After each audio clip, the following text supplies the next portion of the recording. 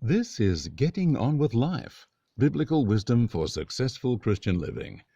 And this lesson is Your Legacy. What are you leaving for those who follow? You may leave a tangible inheritance of wealth and assets, but what about the intangible things you also leave? What impact are you making, and what impact are you leaving on this world? Yesterday I passed a young man who sang vigorously a silly and tuneless song that went, "I'm how I am 'cause my mother was a drug addict."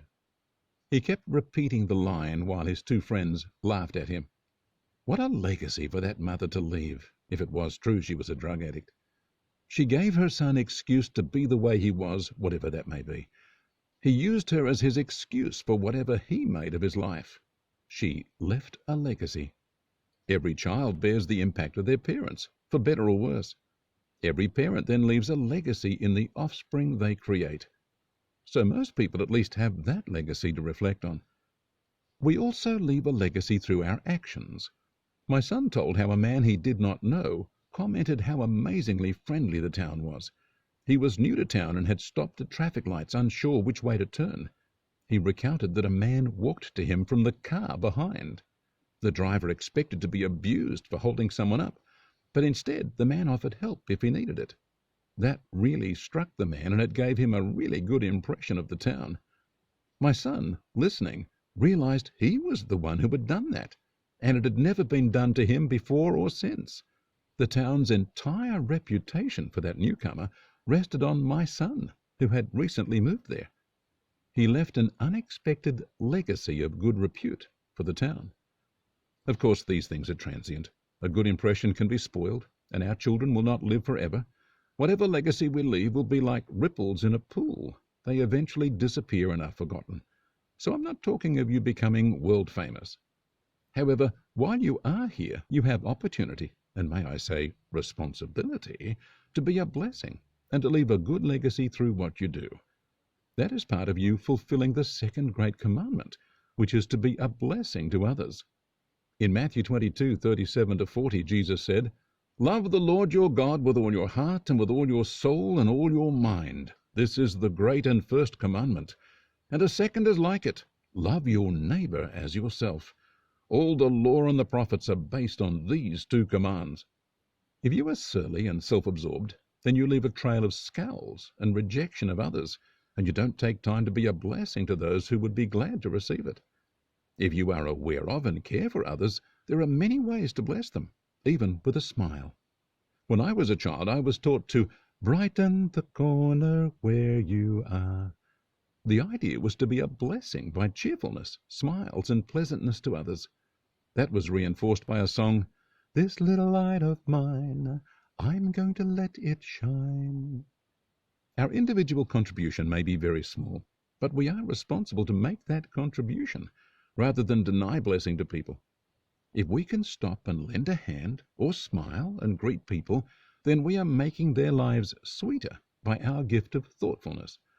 If we are patient and kind, gentle and respectful, we bless others, even if they don't appreciate it or deserve it. Note, too, that doing the right and best thing for those who don't deserve it is also a legacy. It is a witness to all who see that there is a better way to live. In the Bible, a woman named Dorcas was remembered for her kindness to others. That's in Acts 9:36. At Joppa there was a certain disciple named Tabitha, which is translated Dorcas. This woman was full of good works and charitable deeds which she did. Her reputation was lovely, yet I know many people who are thought of only as grumpy, selfish, unkind, bitter, or thoughtless. Whatever your legacy may be, it is of your making. You might need to stop and change your direction right now to have a better legacy. Evaluating ourselves and what impact we are making can be difficult due to our own filters and self-approving ideas. That's where humility comes in, and asking God to inspect us and give us His report card. We may not like it, but we need it. I recall times in various classes where a teacher gave me an unwanted report. "Chris is not giving his best. Chris needs to be more careful with detail."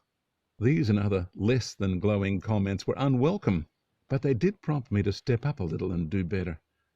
Maybe we could all do with a regular report card from heaven, assuring us of God's love and commitment to us, but also prompting us to review the legacy we are leaving and how we are doing at loving our neighbour as we love ourselves. The other legacy we need to think of is the spiritual impact we make. Sin brings a spiritual curse, not only on us but on those around us. Proverbs 14:34 tells us, "Righteousness exalts a nation, but sin is a reproach to any people." God talks of a land being polluted by sin and idolatry. Ezra 9:11 says, "The land you are entering to possess is a land polluted by the impurity of its people and the abominations with which they have filled it from end to end." So you, by your holy or unholy living, are leaving a legacy that impacts the whole land in which you live. If you are a person of faith and godliness, that impacts the land. If you are given to immorality, pride, anger, violence, or other forms of evil, you leave a nasty legacy.